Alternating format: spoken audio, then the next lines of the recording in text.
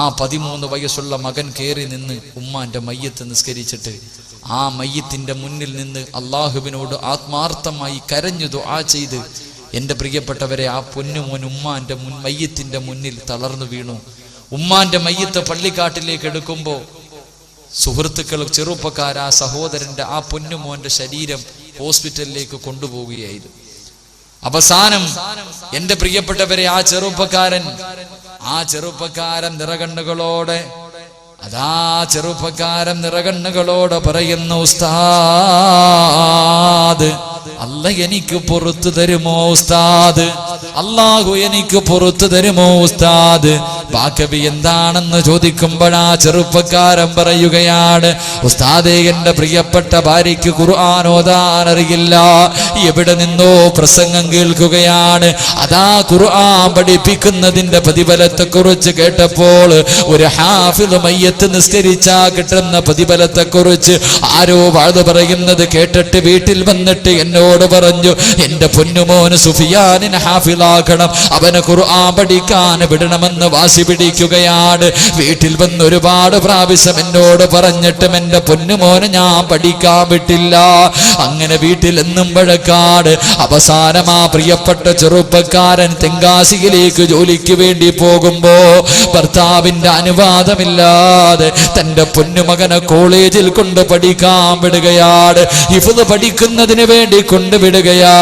ഒരാഴ്ച കഴിഞ്ഞ് വീട്ടിലേക്ക് മടങ്ങി വരുമ്പോ തന്റെ പൊന്നുമോനെ കാണുന്നില്ല. അതാ തന്റെ പൊന്നുമകനെ കാണാതെ വരുമ്പോൾ ആ സഹോദരൻ ഭാര്യയോട് ചോദിച്ചപ്പോൾ പൊന്നുമോനെ ഖുർആൻ പഠിക്കാൻ കൊണ്ടുവിട്ടെന്ന് പറയുമ്പോൾ അനുവാദം ചോദിക്കാത്തതിന്റെ പേരിൽ ഭാര്യയെ അടിക്കുകയാണ്. മുടി പിടിച്ചിട്ട് ഭിത്തിയിലിടിക്കുകയാ. വായിലൂടെയും മൂക്കിലൂടെയും ബ്ലഡ് വന്നിട്ട് പോലും ഉപദ്രവം നിർത്തിയില്ല. വിവാഹം കഴിഞ്ഞിട്ട് തന്റെ ഭാര്യ ആദ്യമായിട്ട് അടിച്ചത് എന്തിനെന്നറിയുമോ? തന്റെ പൊന്നുമോനെ ഖുർആൻ പഠിപ്പിക്കാൻ വിട്ടതിന്റെ പേരിലാണ്. നിറകണ്ണുകളോടെ ചെറുപ്പക്കാരൻ പറയുന്നു, ഉസ്താദ് 4-5 ദിവസം ഞാൻ ഉപദ്രവിച്ചിട്ടും അവള് മോൻ പഠിക്കുന്ന സ്ഥാപനം എവിടെയാണെന്ന് പറഞ്ഞില്ല. അവസാനം എന്റെ ഇളയ മകനെ ഞാൻ അടിക്കുന്നത് കണ്ടപ്പോ അവൾക്ക് സഹിക്കാൻ കഴിഞ്ഞില്ല ഉസ്താദ്. തന്റെ പൊന്നുമോനെ ഉപദ്രവിക്കുന്നത് കണ്ടപ്പോൾ 32 വയസ്സുള്ള ആ പ്രിയപ്പെട്ട പെങ്ങളുണ്ടല്ലോ, അതാ തന്റെ മകൻ പഠിക്കുന്ന സ്ഥാപനം പറഞ്ഞു കൊടുക്കുകയാണ്. എന്റെ പ്രിയപ്പെട്ടവരെ, അതാ വണ്ടിക്കകത്തേക്ക് ചവിട്ടി കയറ്റിയിട്ട് അതാ ഉപ്പയതാ കോളേജിന്റെ മുന്നിലെത്തുമ്പോ അതാ 13 വയസ്സുള്ള സുഫിയാൻ എന്ന പൊന്നുമോര് പള്ളിക്കകത്തിരുന്ന് ഖുർആൻ ഓതിക്കൊണ്ടിരിക്കുകയാ. മഗ്രിബിന്റെ സമയമെത്തി. പള്ളിക്കകത്തിരുന്ന് ഖുർആൻ ഓതുന്ന മകന്റെ കയ്യിൽ പിടിച്ചുകൊണ്ട് വലിച്ചിറക്കി കൊണ്ടുവരുമ്പോ ആ മകൻ ഉപ്പാന്റെ കാല് പിടിച്ചിട്ട് പറയുന്നു, ഉപ്പാ എന്നെ കൊണ്ടുപോകല്ലേ, ഒരുപാട് സൂറത്തുകൾ പഠിച്ചുപ്പാ, എനിക്ക് ഹാഫിളാകണമെന്ന് ആഗ്രഹമുണ്ടോപ്പാ, ഉമ്മാന്റെ ആഗ്രഹം എനിക്ക് സാധിച്ചു കൊടുക്കണം എന്ന് പറഞ്ഞുകൊണ്ട് വാപ്പയുടെ കാല് പിടിച്ചിട്ട് പൊട്ടിക്കരയുമ്പോ ആ ചെറുപ്പക്കാരൻ തന്റെ മകനോട് ചോദിച്ചു, പത്രേ എന്തേ നിന്റെ ഉമ്മ ചാകാൻ പോകുകയാണോ? അവളുടെ അവസാനത്തെ ആഗ്രഹമാണോ? എന്റെ പ്രിയപ്പെട്ടവരെ, ഇതങ്ങോട്ട് ചോദിക്കുമ്പോൾ അതുവരെ കരഞ്ഞുകൊണ്ടിരുന്ന പൊന്നുമോൻ സുജൂദിലേക്ക് വീഴുകയാ. വാപ്പയുടെ കൈ തട്ടിക്കളഞ്ഞിട്ട് സുജൂദിൽ കിടന്ന് കരയുകയാണ്. പൊന്നുമകൻ കരയുന്നത് കണ്ടപ്പോൾ ഉപ്പാരെ സഹിക്കാൻ കഴിഞ്ഞില്ല. തനിക്കാദ്യമായി വർഷങ്ങൾ കാത്തിരുന്നിട്ട് കിട്ടിയ പൊന്നുപോരാണല്ലോ. ആ പൊന്നുമകൻ കരയുന്നത് കണ്ടപ്പോൾ വാപ്പ അടുത്തു ചെന്നിട്ട് ചോദിച്ചു, മോനെ എന്തിനാ കരയുന്നത്? അവസരത്തിൽ ആ പൊന്നുമകൻ പറയുന്നു, ഉപ്പാ നിങ്ങൾ പോയതിനു ശേഷം ഒരു ദിവസം നോക്കുമ്പോ ഉമ്മ ഇരുന്ന് കരയുകയാണ്. ഉമ്മ രാത്രി ഇരുന്ന് കരയുകയാ. ഉമ്മയുടെ അടുക്കൽ ചെന്നിട്ട് ഞാൻ ചോദിച്ചു, എന്തിനാ കരയുന്നത്? അവസരത്തിൽ ആ പ്രിയപ്പെട്ട പൊന്നുമോനോട് ആ പ്രിയപ്പെട്ട പെങ്ങള് പറയുന്നു, മോനെ ഉമ്മാനൊരാഗ്രഹമുണ്ടടാ, ഉമ്മയ്ക്കൊരാഗ്രഹമുണ്ടടാ, മോനെ സാധിച്ചു തരുമോ പൊന്നുപോരെ?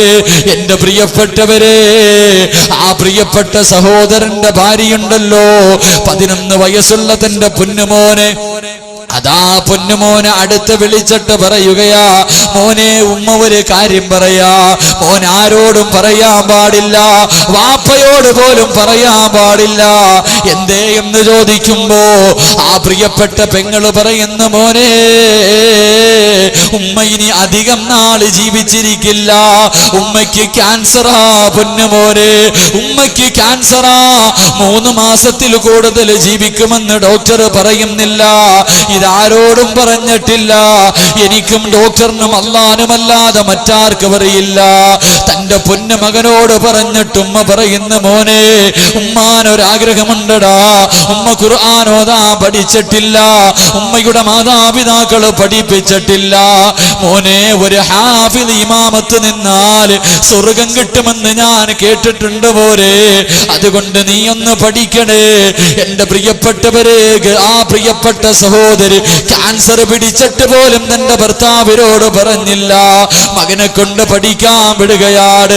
അവസാനം പ്രിയപ്പെട്ട ചെറുപ്പക്കാരൻ കരഞ്ഞുകൊണ്ട് പറയുന്നു, ഉസ്താദ് ഇന്ന് ജുമാ നമസ്കാരം കഴിഞ്ഞ് പള്ളിയുടെ വെളിയിലേക്ക് ഇറങ്ങിയപ്പോ 9.5 വയസ്സുള്ള 13 വയസ്സുള്ള 2 മക്കളുണ്ടല്ലോ, എന്റെ വലത് കൈയിലും ഇടത് കൈയിലും പിടിക്കുകയാണ്. എന്നിട്ടതാ കബറിന്റെ അടുക്കലേക്ക് നടക്കുകയാണ്.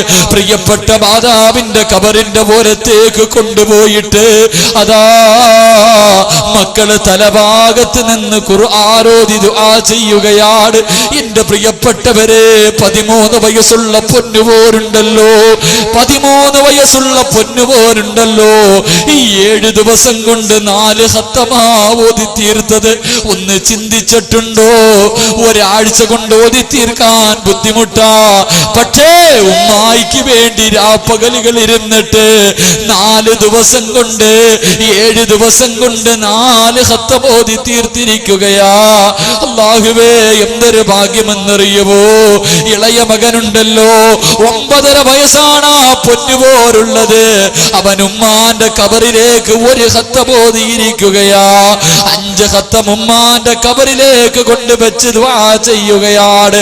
എന്റെ പ്രിയമുള്ളവരെ, അവസാനം ആ വീട്ടിൽ നിന്ന് വെളിയിലേക്ക് ഇറങ്ങിയിട്ട് വാഹനത്തിലേക്ക് കേറാൻ പോകുമ്പോ അതാ ഇർഫാൻ എന്ന് പറയുന്ന ഒരു പൊന്നുമോനുണ്ടല്ലോ, ഒരു ചെറിയ പയ്യൻ അടുത്തേക്ക് വരികയാണ്. എന്നിട്ട് പറയുന്നു, ഉസ്താദേ ദുആ ചെയ്യണേ, എല്ലാ മജ്‌ലിസിലും ദുആ ചെയ്യണേ. തമാശ എന്ന രീതിയിൽ ചോദിച്ചു, എന്താണടാ നിന്റെ ആഗ്രഹം, എന്താണ് ദുആ ചെയ്യേണ്ടതെന്ന് ചോദിക്കുമ്പോ എന്റെ പ്രിയപ്പെട്ട ഉപ്പാ, ഒരു 9.5 വയസ്സുള്ള ഒരു പൊന്നുപോര്, ഒരു 9.5 വയസ്സുള്ള പൊന്നുപോര് 10, 20, 30 വയസ്സായിട്ട് നിനക്ക് പോലും ചിന്തിക്കാൻ കഴിയാത്തതാണ്. ആ പൊന്നുമകൻ പറയുന്നു, ഉസ്താദ് എന്റെ ഉമ്മാന്റെ മയ്യത്ത് നിസ്കരിച്ചതിക്കയാണ്, എന്റെ ഉമ്മയുടെ മയ്യത്ത് നിസ്കരിച്ചതിക്കയാണ്. എന്റെ വാപ്പാ മയ്യത്ത് നിസ്കരിക്കുമ്പോ, എന്റെ വാപ്പയുടെ മയ്യത്ത് പള്ളിക്കകത്ത് കൊണ്ടുവെക്കുമ്പോ ഹാഫിളായി എനിക്ക് നിസ്കരിക്കണം ഉസ്താദ്. ഒന്ന് ചിന്തിച്ചു നോക്കുപ്പാ, പള്ളിക്കകത്ത് നിന്റെ മയ്യത്ത് കൊണ്ടുവെക്കുമ്പോ, പള്ളിയിലെ ഖതീബ് നിസ്കരിക്കാൻ കയറി നിൽക്കുമ്പോ നിന്റെ മക്കള് വന്നിട്ട് പറയും, ഇതെന്റെ വാപ്പയാ ഞാൻ നിസ്കരിക്കാ, ഇതെന്റെ ഉമ്മയാ ഞാൻ നിസ്കരിക്കാ. ഉസ്താദ് മാറിക്കൊടുത്തല്ലേ പറ്റൂ. പക്ഷേ നിസ്കരിക്കുന്ന പൊന്നുമോൻ അവന് കള്ളു കുടിച്ചവനായിരിക്കാ, വ്യഭിചരിച്ചവനായിരിക്കാ, പലിശ തിന്നവനായിരിക്കാ, അന്നത്തെ ദിവസം സുബഹി പോലും നിസ്കരിക്കാത്തവരായിരിക്കാ. ഈ മജ്‌ലിസിൽ ഒരുമിച്ച് കൂടിയ എന്റെ പ്രിയപ്പെട്ട മുസ്ലിമീങ്ങളോട് ഉണർത്തുകയാണ്, സുബഹി നിസ്കരിക്കാത്ത ആരും മയ്യത്ത് നിസ്കരിക്കല്ലേ. വാപ്പാന്റെ മയ്യത്ത് പള്ളിക്കകത്ത് കൊണ്ടുവച്ചിട്ട് എല്ലാരും നിസ്കരിക്കാൻ നിൽക്കുമ്പോ ഇമാമത്ത് നിൽക്കുന്നതിന് തൊട്ടു മുമ്പ് പൊന്നുപോരെ നെഞ്ചത്ത് കൈവച്ചിട്ട് നീ ഒന്ന് ചിന്തിക്കണമല്ലാ, ഇന്നത്തെ ദിവസം ഞാൻ സുബഹി നിസ്കരിച്ചിട്ടുണ്ടോ? സുബഹി നിസ്കരിക്കാത്ത ദിവസം എന്ത് ചെയ്താലും ബർക്കത്തില്ലെന്ന് പ്രവാചകൻ പറഞ്ഞിരിക്കുകയാ. എന്റെ പ്രിയപ്പെട്ടവരെ, അതുകൊണ്ട് തീരുമാനിക്കടേ, എന്റെ ജീവിതത്തിലെ ഏറ്റവും വലിയ മോഹം എന്തെന്നറിയുമോ? എന്റെ മയ്യത്ത് നിസ്കരിക്കേണ്ടത് ഒരു ഹാഫിളായിരിക്കണം. കാരണം എന്തെന്നറിയുമോ? അള്ളാന്റെ റസൂല് പറയുന്നു, സഹാബാ, അള്ളാന്റെ ഖുർആൻ മുഴുവനും കാണാതെ പഠിച്ച ഒരു പൊന്നുപോരുണ്ടല്ലോ. എന്റെ പ്രിയപ്പെട്ടവരെ, അവൻ എപ്പം ദുആ ചെയ്താലും അല്ലാഹു സ്വീകരിക്കുമെന്ന് നബിയുനാ റസൂലുള്ളാഹി. കഅബയുടെ മുന്നിൽ പോയി നമ്മൾ ദുആ ചെയ്താൽ അല്ലാഹു കേൾക്കണമെന്നില്ല. കഅബയുടെ മുന്നിൽ പോയി ദുആ ചെയ്താൽ അല്ലാഹു സ്വീകരിക്കണമെന്നില്ല. പക്ഷേ നമ്മുടെ മയ്യത്തിന്റെ മുന്നിൽ നിന്നിട്ട് റബ്ബേ, ഇതെന്റെ വാപ്പയാ അല്ലാഹ്, സ്വർഗം കൊടുക്കണേ അല്ലാഹ് എന്ന് ഖുർആൻ പഠിച്ച ഒരു മകൻ ദുആ ചെയ്താ അവന്റെ ദുആ അല്ലാഹു സ്വീകരിക്കും. എന്റെ ജീവിതത്തിലെ ഏറ്റവും വലിയ മോഹം, എന്റെ മയ്യത്ത് പള്ളിക്കകത്ത് കൊണ്ടുവെക്കുമ്പോ എന്റെ പൊന്നുമോൻ ഇർഫാൻ എന്റെ മയ്യത്തിന്റെ മുന്നിൽ നിന്ന് ദുആ ചെയ്യണം. പടച്ച റബ്ബേ, എന്റെ വാപ്പയാണല്ലാ, സ്വർഗം കൊടുക്കണേ. എന്റെ പ്രിയപ്പെട്ടവരെ, ഒരു പൊന്നുമോ 100 രൂപ എന്റെ കയ്യിൽ തന്ന് 100 രൂപ എന്റെ കയ്യിൽ തന്നിട്ട് പറഞ്ഞു, ഉസ്താദേ ദുആ ചെയ്യണം, ഞാൻ യതീമ ഹാഫിളാകണം. എന്റെ റബ്ബേ, 6 വയസ്സുള്ള സാദിക്കുന്ന പൊന്നുമോൻ, ആ 100 രൂപ എന്റെ വീട്ടിൽ ഞാൻ എന്റെ ഭാര്യയുടെ കയ്യിൽ കൊടുത്തിട്ടുണ്ട്. എന്തിനെന്നറിയുവോ? 4 മാസം പ്രായമുള്ള എന്റെ പൊന്നുമോ വളർന്നു വരുമ്പോ അവന്റെ കയ്യിൽ കൊടുത്തിട്ടടാ, നിന്നെ പോലെ ഒരു പയ്യൻ പറഞ്ഞതാ, ഹാഫിളാകണേ എന്നെന്റെ പൊന്നുമോനെ ആഗ്രഹിപ്പിക്കാൻ ഞാൻ വീട്ടിൽ വെച്ചിരിക്കുകയാ. അതുകൊണ്ട് എന്റെ പ്രിയപ്പെട്ടവരെ, തീരുമാനിക്കണേ, നിന്റെ മക്കളിൽ ഒരുത്തനെ ഹാഫിളാക്കിക്കൂടെ? നിന്നെ സ്വർഗത്തിൽ കൊണ്ടുപോകാൻ, നിന്റെ മയ്യത്ത് നിസ്കരിക്കാൻ. എന്റെ പ്രിയപ്പെട്ടവരെ, നിന്റെ മക്കളിൽ ഒരുത്തനെ ഹാഫിളാക്കിക്കോ. എന്റെ പ്രിയപ്പെട്ട ഉമ്മയോട് പറയുന്നുമ്മ, കോടികൾ കിട്ടിയാ നിനക്ക് സമാധാനമുണ്ടാകില്ല, കോടികൾ കൊടുത്താ നിനക്ക് കെട്ടില്ല ഉമ്മ. നീ നൊന്ത് പ്രസവിച്ച ഒരു പൊന്നുമോനെ ഖുർആൻ പഠിപ്പിച്ചോ, അവനെ ഹാഫിളാക്കിക്കോ. അവന്റെ കൈ പിടിച്ചുകൊണ്ട് നിനക്ക് സ്വർഗത്തിൽ പോകാൻ കഴിയും. അതുകൊണ്ട് ഈ പാതിരാത്രിയുടെ നിശബ്ദതയിൽ ഈ സ്കൂൾ ഗ്രൗണ്ടിൽ ഒരുമിച്ച് കൂടി എന്റെ പ്രിയപ്പെട്ടവരോട് പറയട്ടെ, ഈ മജ്‌ലിസിലിരുന്ന് തീരുമാനിച്ചോ, നിനക്ക് പടച്ചവൻ തന്ന മക്കളിൽ ഒരുത്തനെയെങ്കിലും ഹാഫിളാക്കാൻ അർഹമുർ റഹീമായ അല്ലാഹ് ഈ മജ്‌ലിസിലിരുന്നു കൊണ്ട് അല്ലാഹുവേ മക്കളെ ഹാഫിളാക്കണമെന്ന് ആരെല്ലാം നിയ്യത്ത് ചെയ്യുന്നുണ്ടോ, അവരുടെ മക്കളിൽ ഒരുത്തരെയെങ്കിലും നീ ഹാഫിളാക്കണേ അല്ലാഹ്, ഹാഫിളാക്കണേ അല്ലാഹ്, ഹാഫിളാക്കണേ റബ്ബേ. എന്റെ പ്രിയമുള്ളവരെ, നാളെ സുബഹിന്റെ സമയത്ത് എഴുന്നേൽക്കുകയാണ്. എല്ലാവരും പള്ളിയുടെ മിനാരത്തിൽ നിന്ന് അസ്സലാത്തു ഖൈറും മിനന്നൗം വാങ്കിന്റെ ധ്വനിയങ്ങ് കേൾക്കുകയാണ്. ഈ മജ്‌ലിസിൽ ഒരുമിച്ച് കൂടിയ ആണുങ്ങളെ മുഴുവനും പള്ളിയിലേക്ക് കടന്നു ചെല്ലുകയാ. സഹോദരിമാര് മുഴുവനും മുസല്ലയിലേക്ക് ഒതുവെടുത്തിട്ട് കയറുകയാണ്. ഒതുവെടുക്കുമ്പോ വൃത്തിയായി സമാധാനത്തോടുകൂടി ഒതുവെടുക്കണം. നാളെ ഒതുവെടുക്കുമ്പോ എന്റെ പ്രിയപ്പെട്ടവർ, മഗ്‌രിബിന്റെയൊക്കെ സമയത്ത് നോക്കിയാ കാണാം, പള്ളിക്കകത്ത് ഇമാമ അവസാനത്തെ തഹയ്യാത്തിലിരിക്കുമ്പോ ചിലരിങ്ങോട്ട് ഓടി കയറി വരും. ഇവൻ ഒതുവെടുക്കുമ്പോ കൈ കഴുകുന്നതൊക്കെ ഒന്ന് കാണണം. ഹൗദിനകത്തിട്ടൊരു 3 മുക്കല ഇങ്ങനെ ഇങ്ങനെ കോരി കഴുകാൻ സമയമില്ലാത്തത് കാരണം നമ്മൾ എത്രയോ കാണുന്നിട്ട് തലയൊക്കെ ഇങ്ങനെ എന്തോ ആക്കിയിട്ട് ഓടുക. എന്റെ പ്രിയപ്പെട്ടവരെ, സമാധാനത്തോടുകൂടി ഒളുവെടുക്കണം. എന്നിട്ട് മുസല്ലയിൽ കയറി നിന്നിട്ട് സ്വന്തം ശരീരത്ത് നോക്കണം, ധരിച്ചിരിക്കുന്ന വസ്ത്രം ഹലാലാണോ ഹറാമാണോ. ഹറാമാണെങ്കിൽ അത് മാറ്റണം. എന്നിട്ട് ഹലാലായ വസ്ത്രം ധരിക്കണം. എന്നിട്ട് എന്റെ പ്രിയപ്പെട്ട ഉപ്പാ, നാളത്തെ സുബഹി നമസ്കാരം എങ്ങനെയാ നിസ്കരിക്കേണ്ടതെന്നറിയുമോ? എത്രയോ വർഷം കൊണ്ട് പള്ളിക്കകത്ത് പോയിട്ട് നീ നേരെ നിന്ന് നിസ്കരിക്കുകയാ. കഅബയുടെ മുന്നിലേക്ക് നിന്നാണ് നിസ്കരിക്കുന്നത്.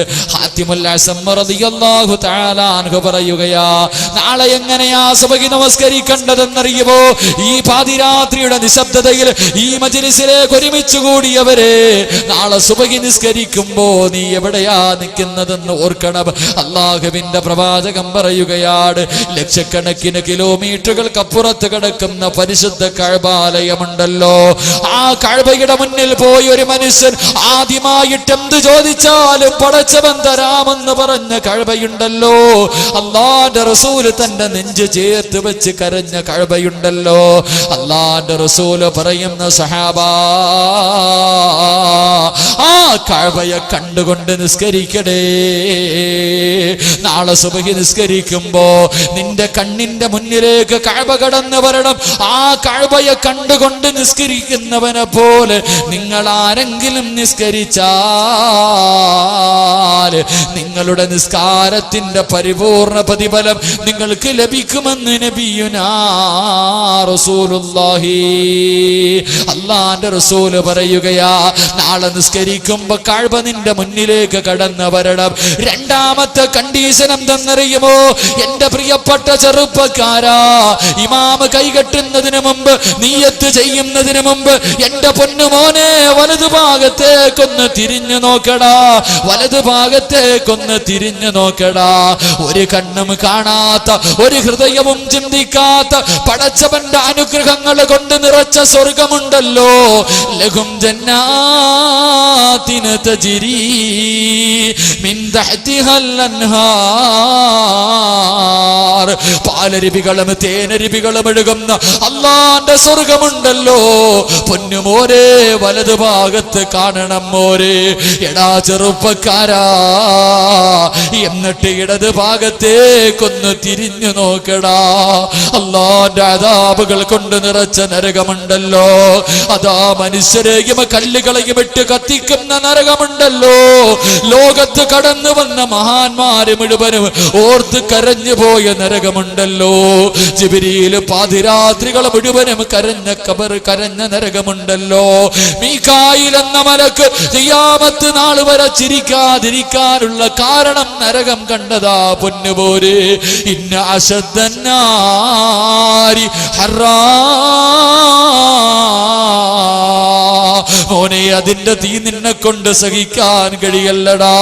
ഇടത് ഭാഗത്ത് നീ നരകം കാണണം ചെറുപ്പക്കാരാ. എന്നിട്ട് മനസ്സിൽ ചിന്തിക്കണമല്ല,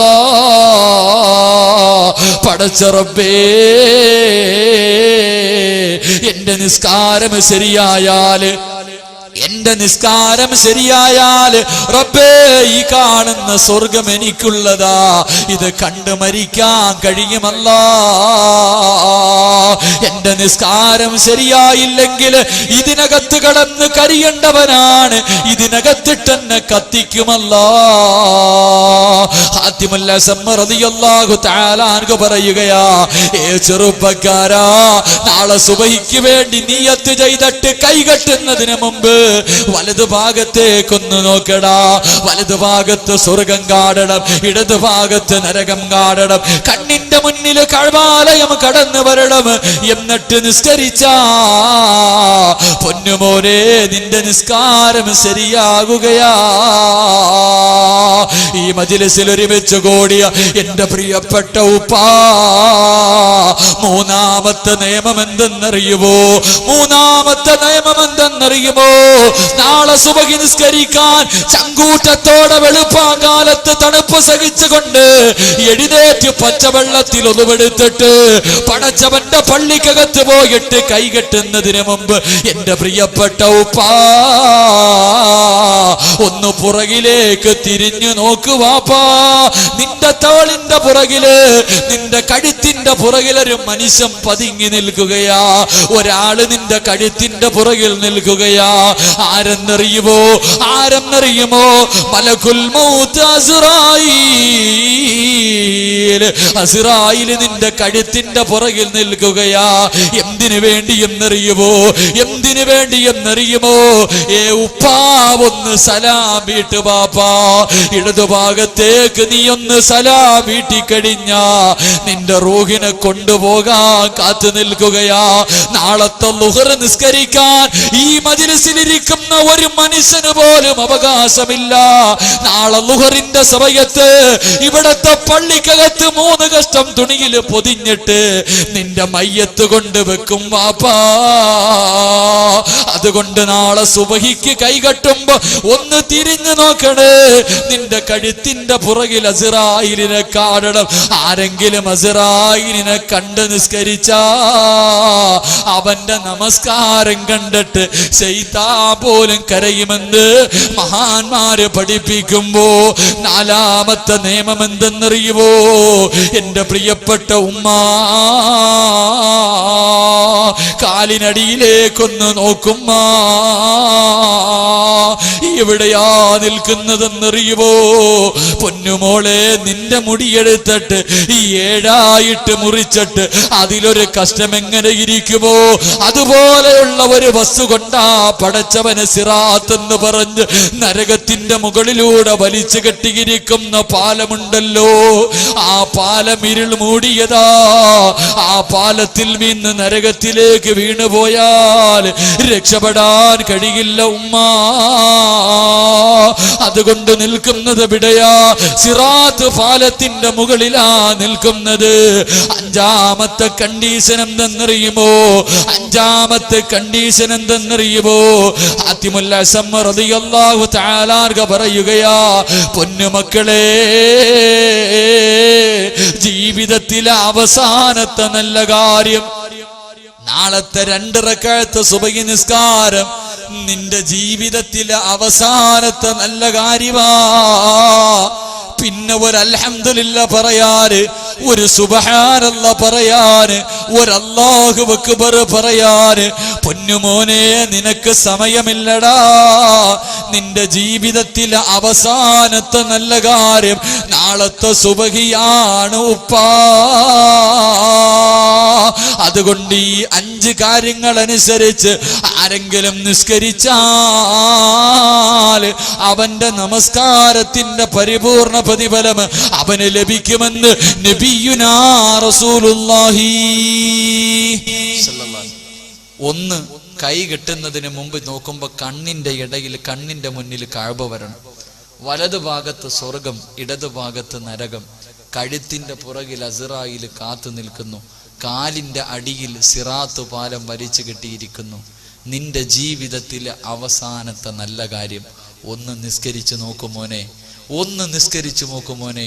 ഇന്ന് ഇശായിക്ക് നിന്റെ മുന്നിൽ വന്ന് നിന്ന് ചിരിച്ച ശൈത്താൻ നീ നാളെ സുബഹി നിസ്കരിക്കുമ്പോൾ നിന്റെ നിസ്കാരം കണ്ടിട്ട് കരയുന്നത് കാണാൻ കഴിയും. അള്ളാഹു ഭാഗ്യം നൽകി അനുഗ്രഹിക്കുമാറാകട്ടെ.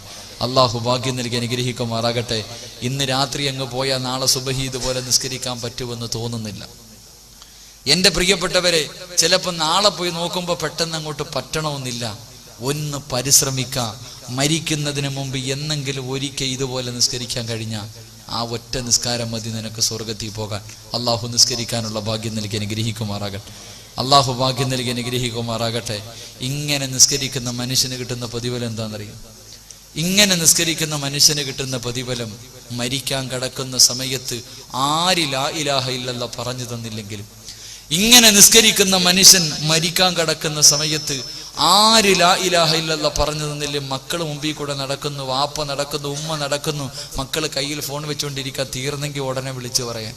ഇങ്ങനെ എല്ലാവരും നിന്റെ മുന്നിലൂടെ നടക്കുന്ന സമയത്ത് നീ ഇങ്ങനെ നിസ്കരിച്ചവനാണെങ്കിൽ നിനക്ക് അസ്റായിൽ ഷഹാദത്ത് കലിമ ചൊല്ലിത്തരുമെന്ന് നബിയുനാ റസൂലുള്ളാഹി. ആര് ഷഹാദത്ത് കലിമ ചൊല്ലിത്തരും? അസ്റായിൽ പറഞ്ഞു തരും. അള്ളാഹു പറയുന്നത് കേട്ട് ഉറക്കെ പറഞ്ഞു മരിക്കാൻ അള്ളാഹു നമുക്കൊക്കെ ഭാഗ്യം നൽകി അനുഗ്രഹിക്കുമാറാകട്ടെ. ഇവിടെ വന്നിട്ട് ഒന്നും തരാതെ പോയാൽ എനിക്ക് ഉറക്കം വരൂല. എന്തായാലും ഇപ്പൊ ഒരു സഹോദരി എഴുതി തന്നു, ഉസ്താദെ കടങ്ങൾ മാറാൻ വേണ്ടി ദുആ ചെയ്യാൻ. ഇൻഷാ അല്ലാഹ് കടക്കാരായി മരിക്കാതിരിക്കാൻ കടമുള്ളവരുടെ കടം മാറാൻ 2 കാര്യം ചെയ്താൽ മതി. അള്ളാഹു ചെയ്യാനുള്ള ഭാഗ്യം നൽകി അനുഗ്രഹിക്കുമാറാകട്ടെ. മഹാനായ റസൂലുള്ളാഹി സ്വല്ലല്ലാഹു അലൈഹി വസല്ലമ തങ്ങളുടെ മുന്നിൽ ഒരു സഹാബി വന്നിട്ട് പറഞ്ഞു, നബിയെ, കടങ്ങളാണ്, പ്രശ്നങ്ങളാണ്, എന്ത് ചെയ്തിട്ടും ബർക്കത്തില്ല. ഞാൻ കടക്കാരനായി മരിച്ചു എന്ന് ഭയപ്പെടുന്നു. അള്ളാഹിന്റെ റസൂൽ 2 കാര്യം പറഞ്ഞു കൊടുന്നു. ആ 2 കാര്യം ഞാൻ പറഞ്ഞു തരാൻ ചെയ്യുമല്ലോ. ഒന്ന്, വീട്ടിൽ നിന്ന് വെളിയിലേക്ക് ഇറങ്ങി. വീട്ടിൽ നിന്ന് വെളിയിലേക്ക് നമ്മുടെ ആവശ്യങ്ങൾക്ക് വേണ്ടി ഇറങ്ങിയിട്ട് തിരിച്ച് വീട്ടിലേക്ക് മടങ്ങി ചെല്ലുമ്പോൾ വീടിന്റെ വാതിലിൽ ആദ്യം ആരെ കാണുന്നു അവനോട് നീ സലാം പറയണമെന്ന് നബിയുനാ റസൂലുള്ളാഹി. പള്ളി വന്ന് ഉസ്താദിനോട്, മോദിനോട്, സെക്രട്ടറിയോട്, പ്രസിഡന്റോട്, റോഡെ വരുന്നവനോട്, പോകുന്നവനോട് എല്ലാം സലാം പറയും. ഇന്ന് വരെ വീട്ടിൽ പോയിട്ട് വീടിന്റെ വാതിൽ ചിലപ്പം ഭാര്യയായിരിക്കും, അല്ലെങ്കിൽ മകനായിരിക്കും, അല്ലെങ്കിൽ വാപ്പയായിരിക്കും, സലാം പറയുന്ന എത്ര പേര് ഈ മജ്‌ലിസിലുണ്ടെന്ന് സ്വന്തം ഒന്ന് ആലോചിച്ച് നോക്കാം. എൻ്റെ പ്രിയപ്പെട്ട സഹോദരിമാർ, ഇന്ന് താത്തയെങ്ങാനും വാത് കഴിഞ്ഞിട്ട് വീട്ടിൽ പോകുമ്പോൾ ഭർത്താവ് വലിയ മനുഷ്യൻ, അയാൾ പിന്നെ എല്ലാം അറിയുന്ന ആളെ, തങ്ങളാ, നല്ല ഉറക്കമായിരിക്കും. താത്ത എന്ന് വിളിച്ചു, കതകങ്ങോട്ട് തുറന്നു. താത്ത ഉടനെ അസ്സലാമു അലൈക്കും. അങ്ങാരി വിചാരിക്കും പടച്ചവനെ ഇളവിയിരിക്കുന്നു, ഇപ്പോഴാണെങ്കിൽ നടത്തിക്കൊണ്ടുപോകാം, പിന്നാണെങ്കിൽ വണ്ടി പിടിക്കണമല്ലോ. കാരണം ആദ്യമായിട്ട് നടക്കുന്ന സംഭവം. അതുകൊണ്ട് ഇൻഷാ അല്ലാഹ് വീട്ടിൽ ചെന്നിട്ട് വീട്ടിൽ കയറുമ്പോൾ എന്ത് ചെയ്യണം? സലാം പറയണം. പറയൂ. അള്ളാഹു ഭാഗ്യം നൽകി അനുഗ്രഹിക്കുമാറാകട്ടെ. 2 വീടിനകത്ത് കയറി. വീടിനകത്ത് കയറിയിട്ട് നമ്മൾ ധരിച്ചിരിക്കുന്ന വസ്ത്രമുണ്ടല്ലോ, ആ വസ്ത്രം ഊരിയിട്ട് അത് തൂക്കിയിടുന്നതിന് മുമ്പ് സൂറത്തുൽ ഇഖ്ലാസ്, ബിസ്മില്ലാഹിർ റഹ്മാനിർ റഹീം, ഖുൽ ഹുവല്ലാഹു അഹദ് അല്ലാഹു സമദ് ലം യലിദ് വലം യൂലദ് വലം യകുൽ ലഹു കുഫുവൻ അഹദ്, ഈ സൂറത്ത് നിത്യമായിട്ട് പറയുന്നവൻ അവൻ കടക്കാരനായി മരിക്കില്ലെന്ന് നബിയുനാ റസൂലുള്ളാഹി. ഇൻഷാ അല്ലാഹ് ചെയ്തൂടെ? അള്ളാഹു ഭാഗ്യം നൽകി അനുഗ്രഹിക്കുമാറാകട്ടെ.